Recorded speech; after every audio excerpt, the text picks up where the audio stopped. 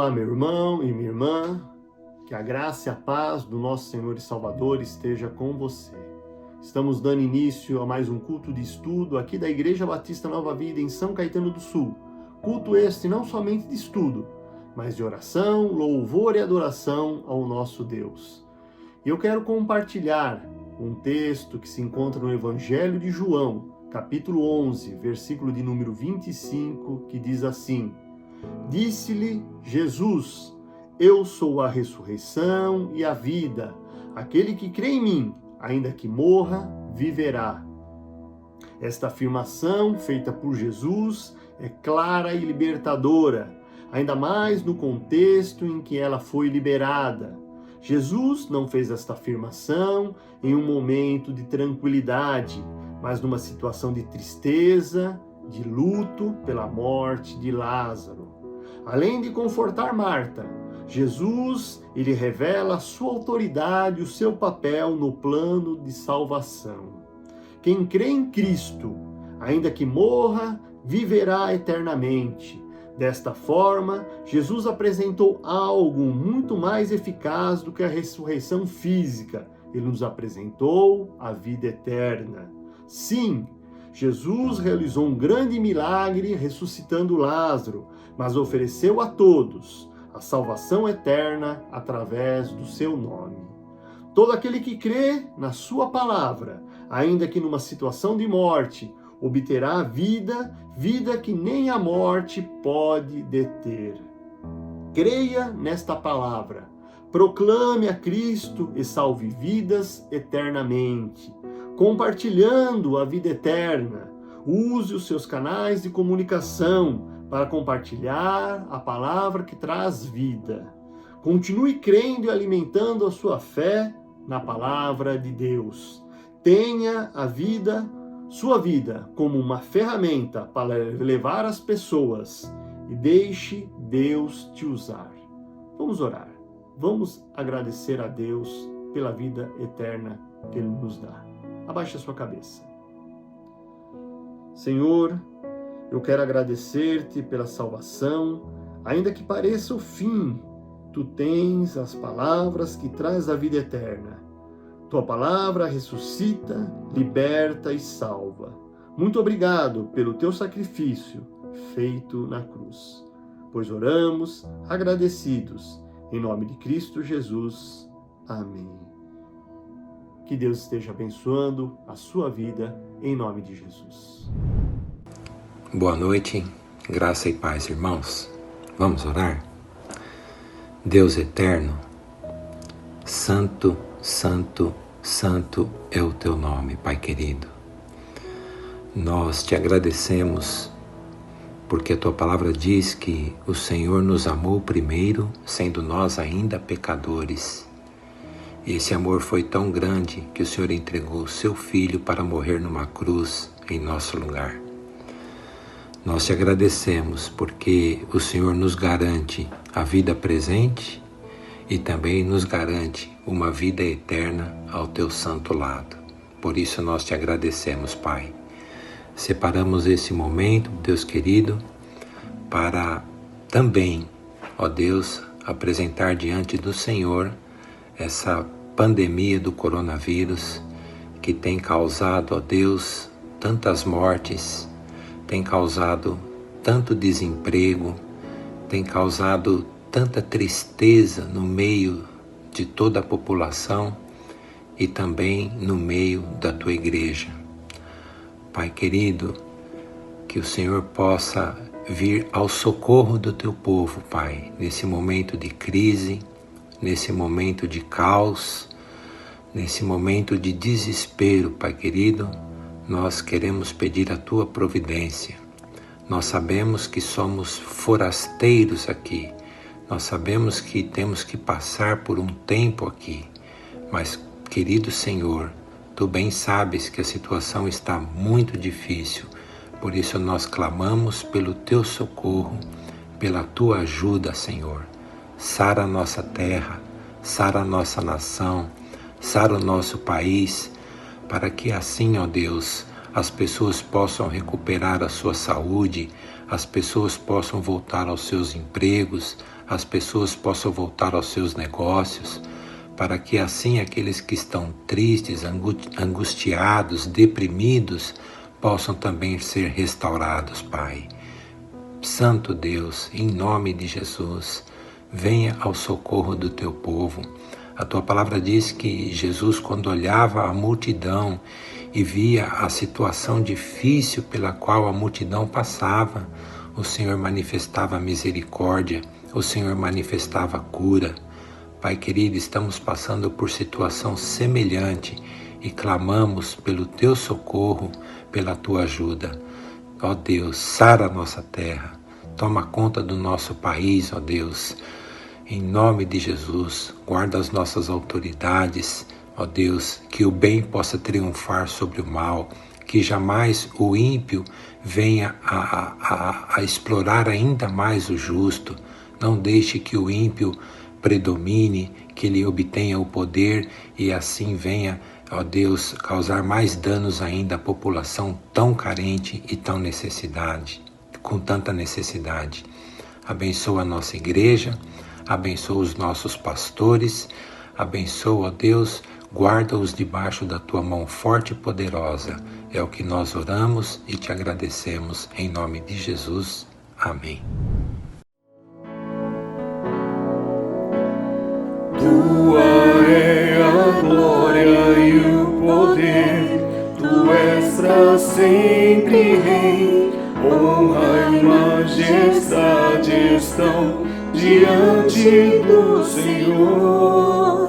Não existe nenhum Deus que seja digno como Tu. Nada vai me separar de Ti. Tu és a própria vida em mim. Não deixarei de Te louvar, não deixarei de Te buscar. És a razão da minha vida. Vivo pra Te exaltar. Não deixarei de Te louvar, não deixarei de Te buscar. És a razão da minha vida. Vivo pra Te adorar. Tua é a glória e o poder, Tu és pra sempre Rei. Honra e majestade estão diante do Senhor. Não existe nenhum Deus que seja digno como Tu. Nada vai me separar de Ti. Tu és a própria vida em mim. Não deixarei de Te louvar, não deixarei de Te buscar. És a razão da minha vida. Vivo pra Te exaltar. Não deixarei de Te louvar, não deixarei de Te buscar. És a razão da minha vida. Vivo pra Te adorar. Não deixarei de Te louvar, não deixarei de Te buscar. És a razão da minha vida. Vivo pra Te exaltar. Não deixarei de Te louvar, não deixarei de Te buscar. És a razão da minha vida. Vivo pra Te adorar.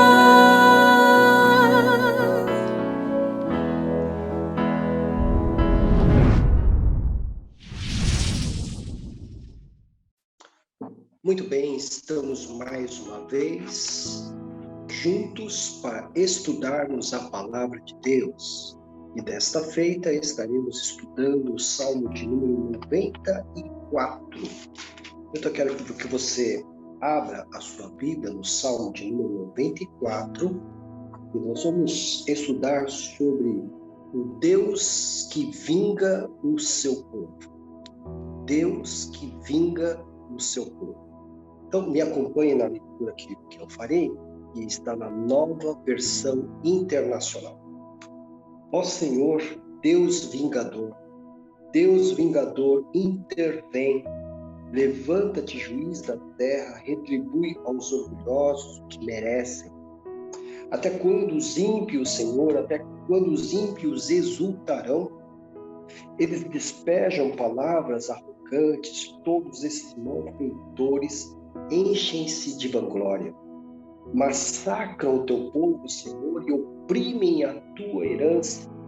Matam as viúvas e os estrangeiros, assassinam os órfãos, e ainda dizem que o Senhor não nos vê. O Deus de Jacó nada percebe. Insensatos, procurem entender, e vocês tolos, quando se tornarão sábios? Será que quem fez o ouvido não ouve? Será que quem formou o olho não vê? Aquele que disciplina as nações os deixará sem castigo? Não tem sabedoria aquele que dá ao homem conhecimento? O Senhor conhece os pensamentos do homem, sabe como são fúteis. Como é feliz o homem a quem disciplina, Senhor, aquele a quem ensinas a tua lei.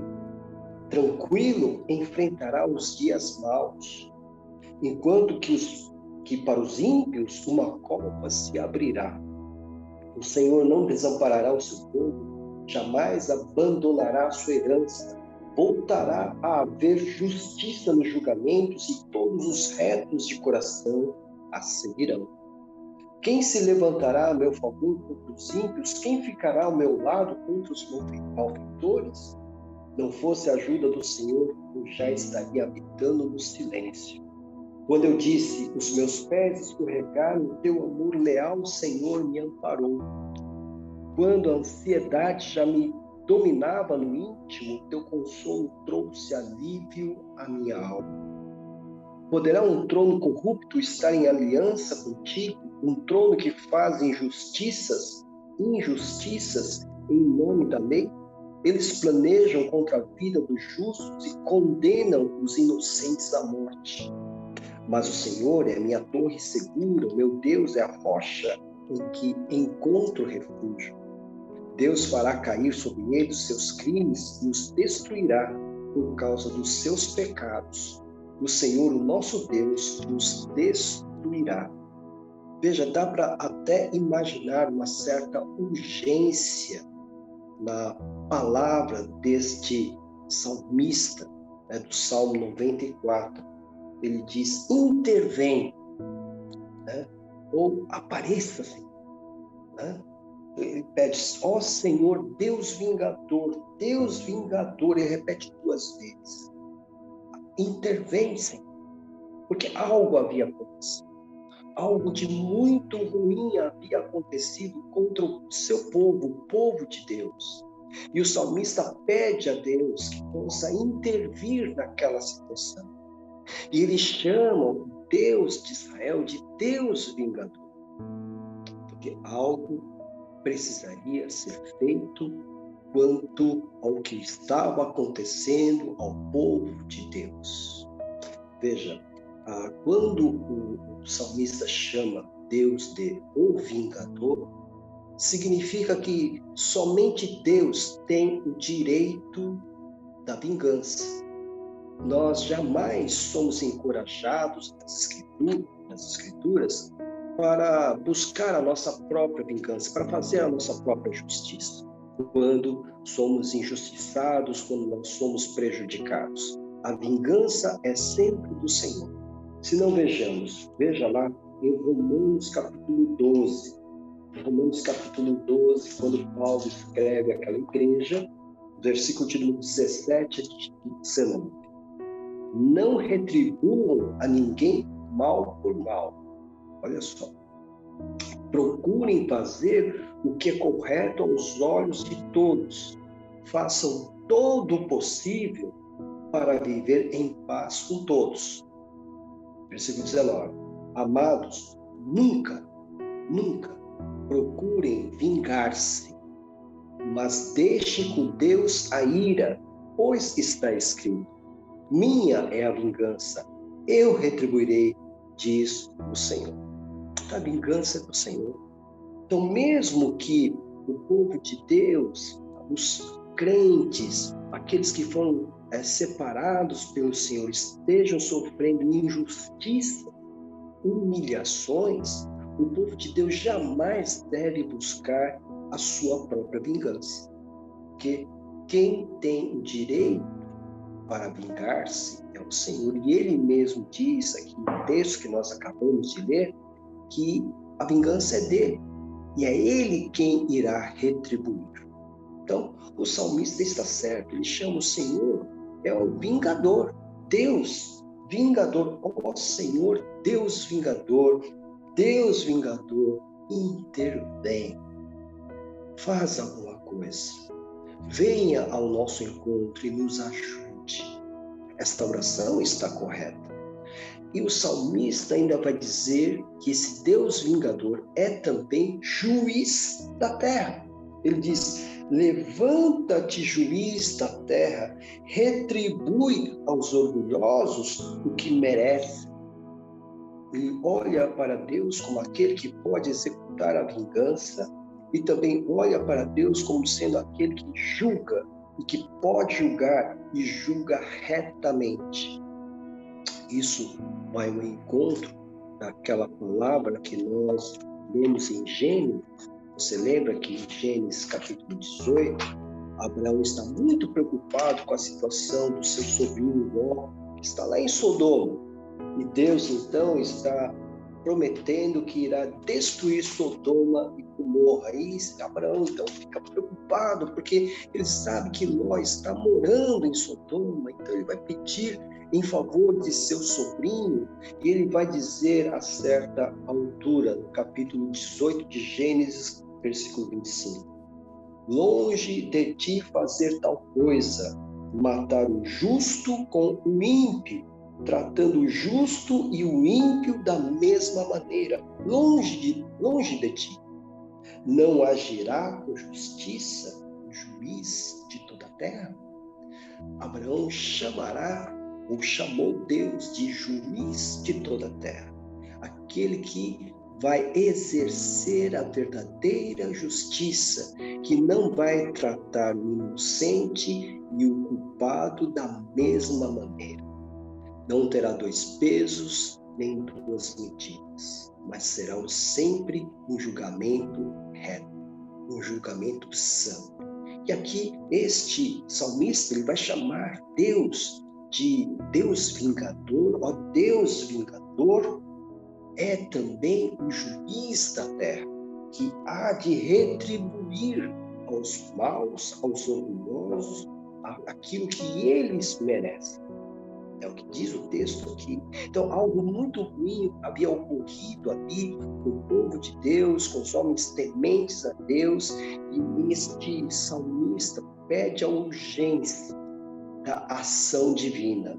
E na sua oração, ele diz: Deus vingador, porque a vingança é do Senhor, é Ele quem retribui. E ele também vai se lembrar da justiça de Deus e da autoridade que Deus tem para julgar.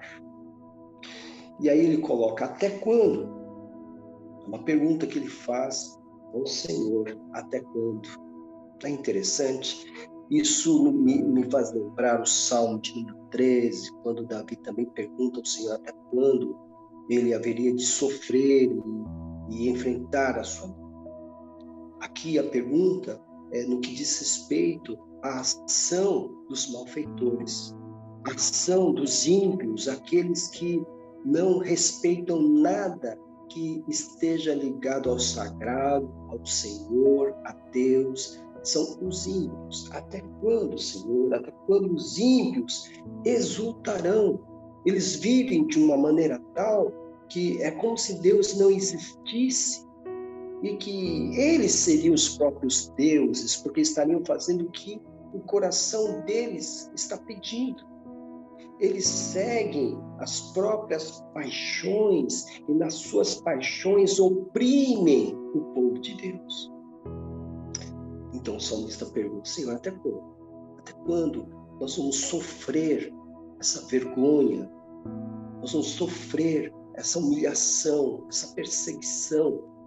Senhor, o Senhor é o Deus vingador, é o Deus vingador do seu povo, é o Deus que vinga o seu povo. O Senhor é o juiz de toda a terra, sabe o que é certo, o que é errado, sabe quem é inocente, quem é culpado. Senhor, até quando, meu Deus?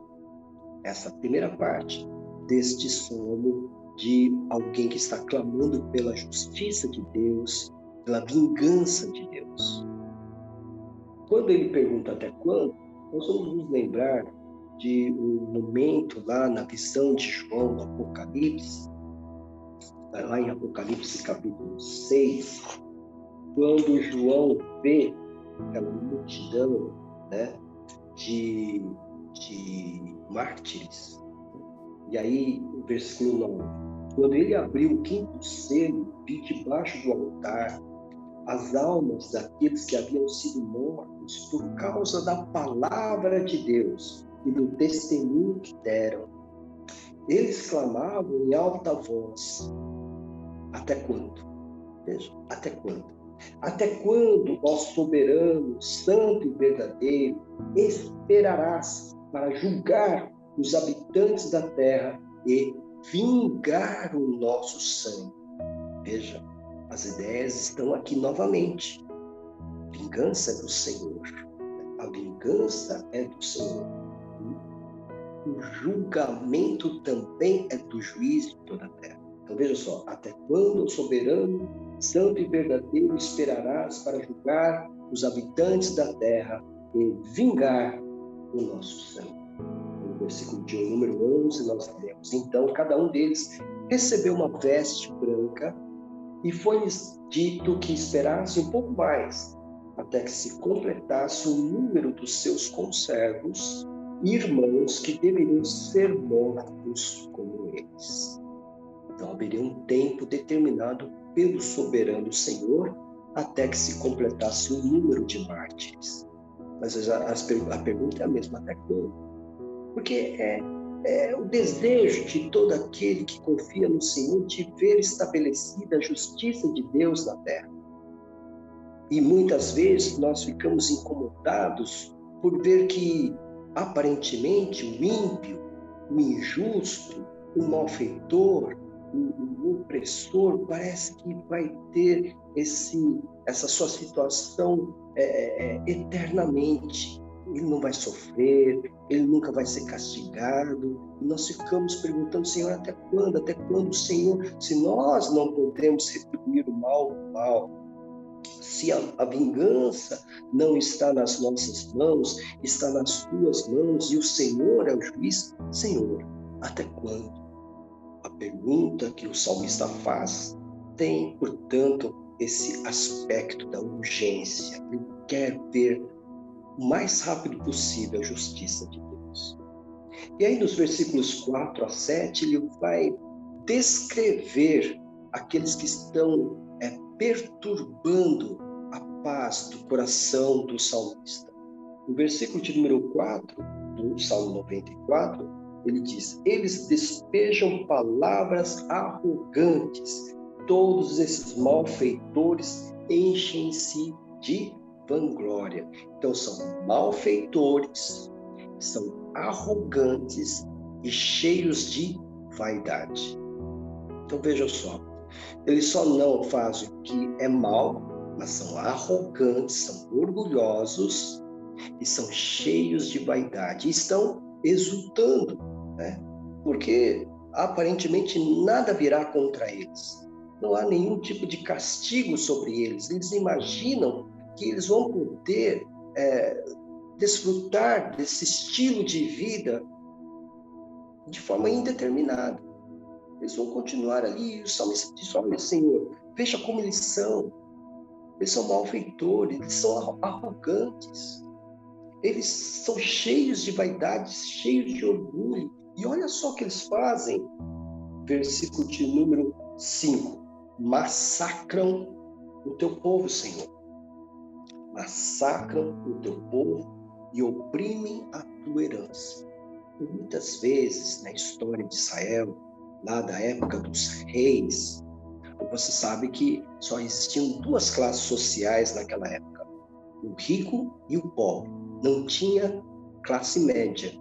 Então, para que os reis e os poderosos, quando não eram tementes a Deus, né, queriam ser sustentados na sua luxúria, na sua riqueza, eles cobravam impostos pesadíssimos. E o povo pobre, então, ele acabava sofrendo com isso, como hoje nós sofremos. Né? Então, eles tinham altos impostos para sustentar a riqueza, a luxúria dos poderosos que não temiam a Deus. Então, nesse sentido, eles massacram o teu povo, Senhor, e oprimem a tua herança, o teu povo mesmo, o povo que leva o teu nome, aquele povo que é temente a ti, porque nem todo aquele que está no reino, né, no caso de Jerusalém, é do povo de Deus. Somente é do povo de Deus aquele que teme ao Senhor, que obedece a tua palavra. Então aqui é como se nós disséssemos algo parecido assim, como nem todo batista é crente. Pode ser batista, mas é crente, aí é outra história. Pode ser batista, mas é salvo, é outra história. Você percebe? Então veja só, para ser crente, para ser salvo, eu preciso temer a Deus. Eu preciso aplicar a palavra de Deus ao meu coração. E no nosso caso, no nosso novo pacto, que estamos vivendo debaixo do novo pacto, do Novo Testamento, nós entregamos a nossa vida a Cristo Jesus e somos servos dele.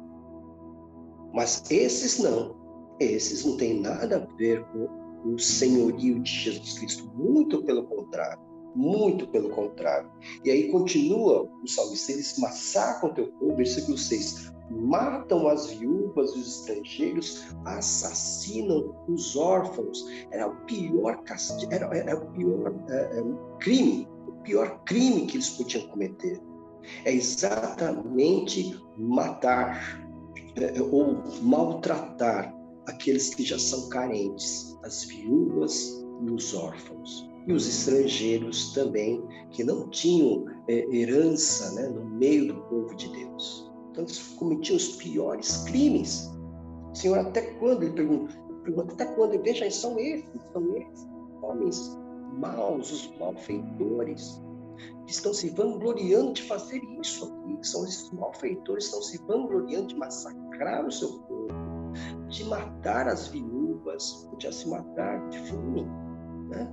Podia negar qualquer tipo de ajuda para que viúvas e órfãos pudessem se sustentar, então acabava matando.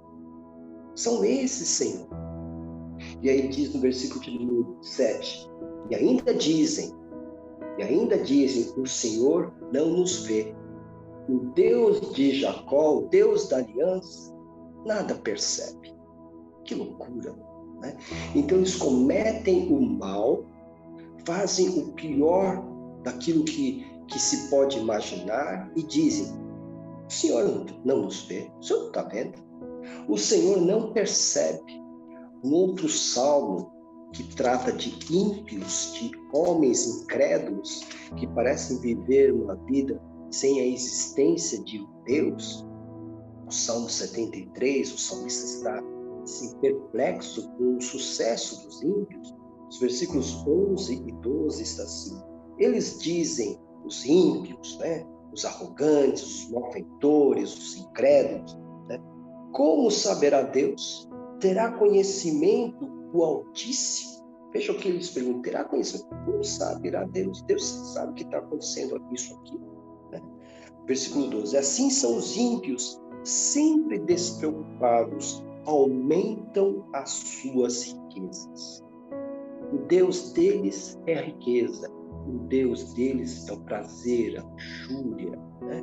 Então eles não estão nem aí de temer a Deus, então continuam a praticar o mal, a fazer mal ao povo de Deus e não estão nem preocupados se haverá um juízo ou não. Aí no Salmo de número 50, eu separei, no Salmo 50, versículo 21, nós lemos o seguinte: Deus falando, que é a palavra de Deus, é a própria voz de Deus. Deus diz o seguinte: ficaria eu calado, Salmo 50, 21, ficaria eu calado diante de tudo que você tem feito? Você pensa que eu sou como você? Mas agora eu o acusarei diretamente, sem omitir coisa alguma.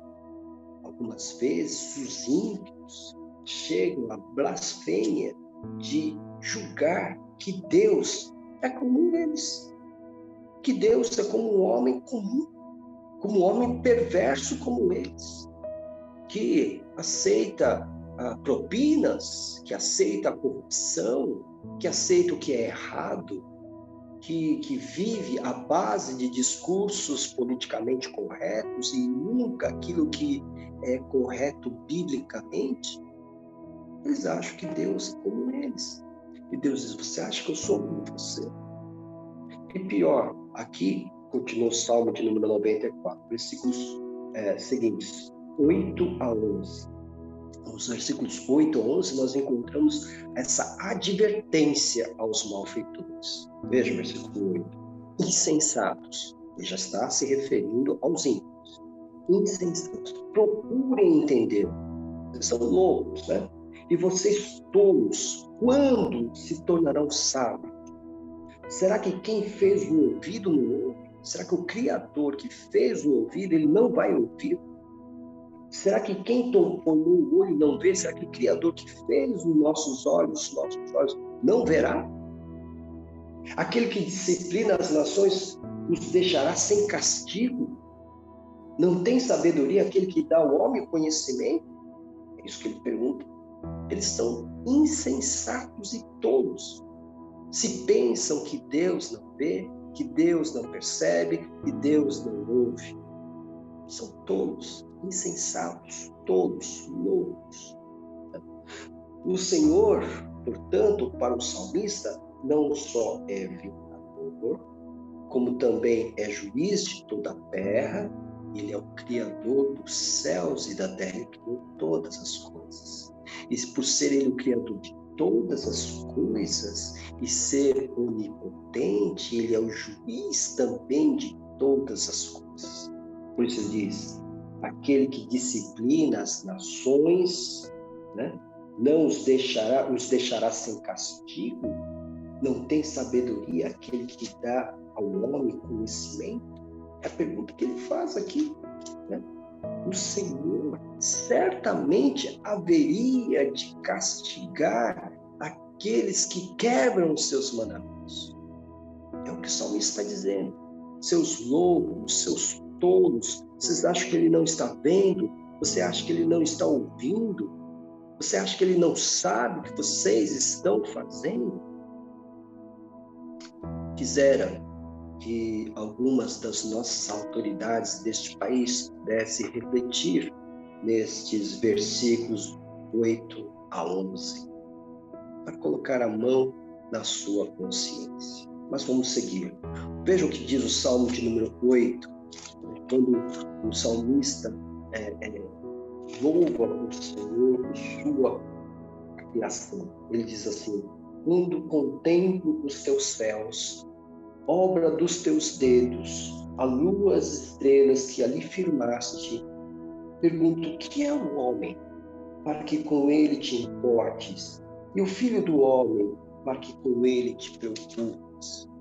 Se nós formos comparados à galáxia, ou às galáxias, ao universo, veremos que nós somos nada. Nós somos um pequeno pó, um grão de areia. E muitos desses arrogantes, malfeitores, ímpios, que são tolos, insanos, insensatos, se imaginam maiores do que Deus. O Senhor não nos vê. O Deus de Jacó nada sabe. Saberá Deus? Está Deus entre nós? Se julgam maiores do que Deus. Veja, que blasfêmia. Mas o Senhor conhece os pensamentos do homem. Ele conhece. Ele sabe o que passa na minha mente, na sua mente, antes mesmo de nós proferirmos uma única palavra. Versículo 11. O Senhor conhece os pensamentos do homem e sabe como são fúteis, como podem ser jogados ao lixo, que são fúteis. Aliás, a palavra de Deus nos ensina que o Senhor conhece tudo, como eu acabei de dizer. No Salmo de número 139, o salmista Davi, ele exalta a onisciência de Deus, quando ele diz: Senhor, tu me sondas e me conheces. Sabes quando me sento e quando me levanto. De longe percebes os meus pensamentos. Sabes muito bem quando trabalho e quando descanso. Todos os meus caminhos são bem conhecidos por ti. Antes mesmo que a palavra me chegue à língua, tu já conheces inteiramente, Senhor. Ele conhece os nossos pensamentos e certamente conhece os pensamentos dos homens ímpios, dos malfeitores. E é o que o salmista está dizendo aqui. Olha, ele conhece os seus pensamentos. Vocês são insensatos, vocês são tolos. Vocês acham que ele não está vendo o que vocês estão fazendo?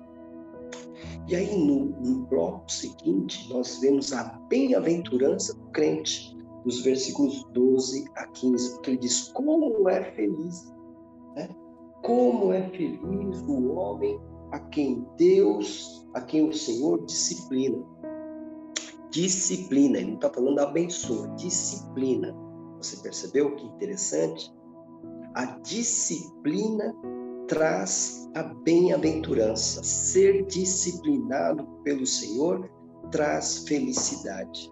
Quem diz: isso aí é uma contradição? Não há uma contradição. Se nós olharmos para o Salmo, para Hebreus capítulo 11, né? A carta aos Hebreus, nós vamos perceber que o autor fala a respeito da disciplina de Deus. Hebreus 12, versículos 5 e 6. Vocês se esqueceram da palavra de ânimo que ele lhes dirige como a filhos. Meu filho, não despreze a disciplina do Senhor, não despreze, nem se magoe com a sua repreensão, pois o Senhor disciplina a quem ama e castiga todo aquele a quem aceita como filho. Então, se nós somos disciplinados, castigados, é motivo de alegria. Castigados pelo Senhor é motivo de alegria. Por quê? Porque somos filhos. Porque se nós não formos disciplinados, nós não seremos filhos. Aliás, Hebreus chama aqueles que não são disciplinados pelo Senhor de bastardos, não filhos de Deus.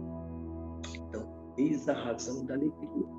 E a alegria é exatamente também de ser ensinado, de aprender a ler. Como diz aqui o versículo de número 12. Ele diz assim: como é feliz o homem a quem disciplina, Senhor, aquele a quem ensinas a tua lei.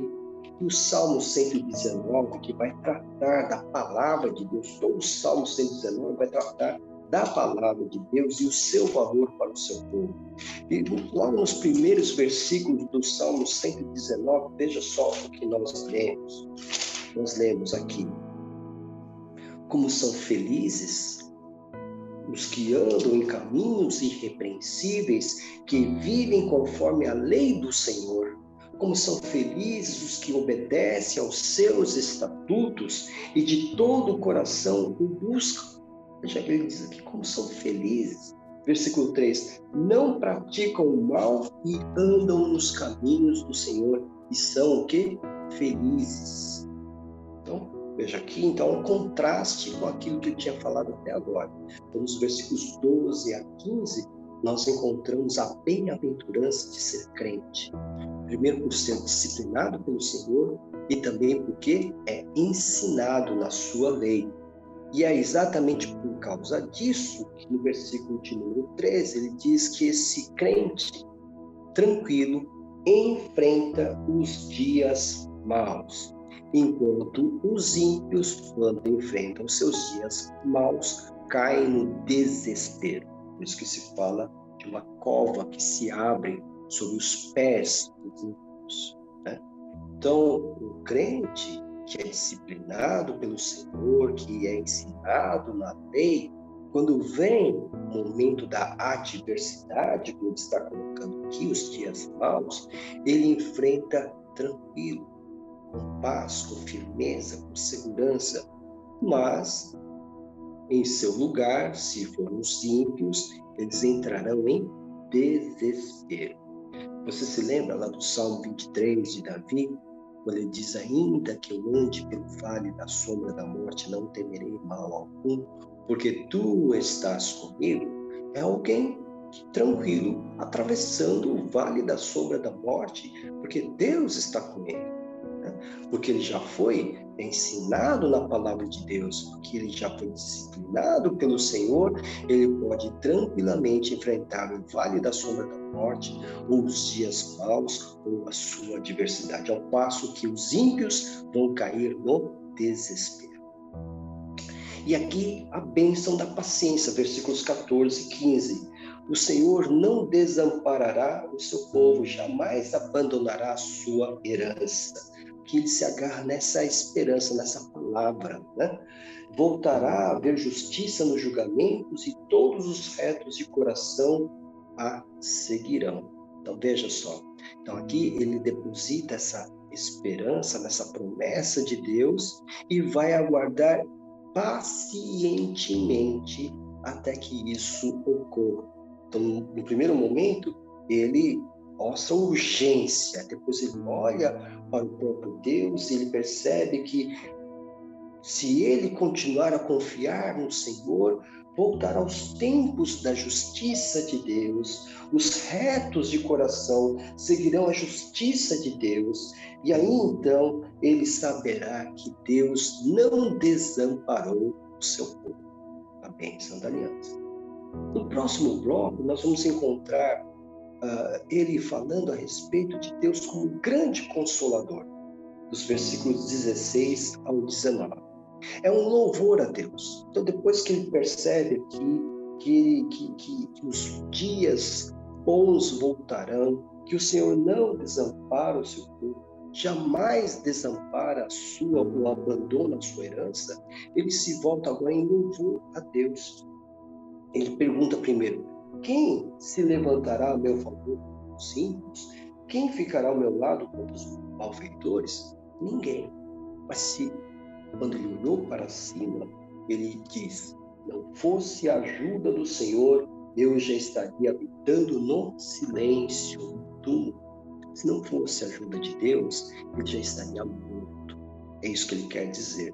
Então, nos versículos 16 e 17, ele vê o Senhor como um Deus firme, que o ajuda no meio da injustiça, no meio dos seus malfeitores, no meio da impiedade. Deus, de uma maneira firme, o ajudou o salmista de forma que ele pôde dizer: se ele não me ajudasse, eu estaria morto.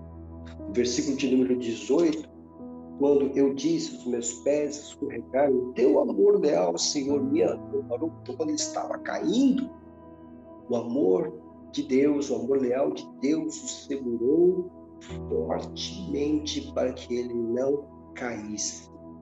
E aqui se destaca a força do Senhor, Deus forte, o Deus que é firme e forte, que nos ampara quando nós estamos caindo por causa da impiedade, por causa da injustiça, por causa da perseguição.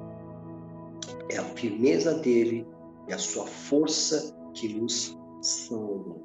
No versículo de número 19, ele destaca Deus como grande consolador, porque ele diz assim: quando a ansiedade já me dominava no íntimo, ansiedade mesmo, porque ele olhava para a situação, não via solução, e aí ele começou a ficar ansioso. Aí o Senhor o visitou com firmeza, com força, e ele diz: o teu consolo trouxe alívio à minha alma. Então ele pode olhar para trás, olhar para a situação. Lembra-se que ele está pedindo a intervenção do Deus vingador, mas agora está encontrando a acolhida do Senhor, está encontrando ali o refúgio no Senhor, porque Deus é um Deus firme, forte e consolador. E aí então nós encontramos a parte final deste Salmo 94, quando ele trata finalmente do perfeito julgamento de Deus.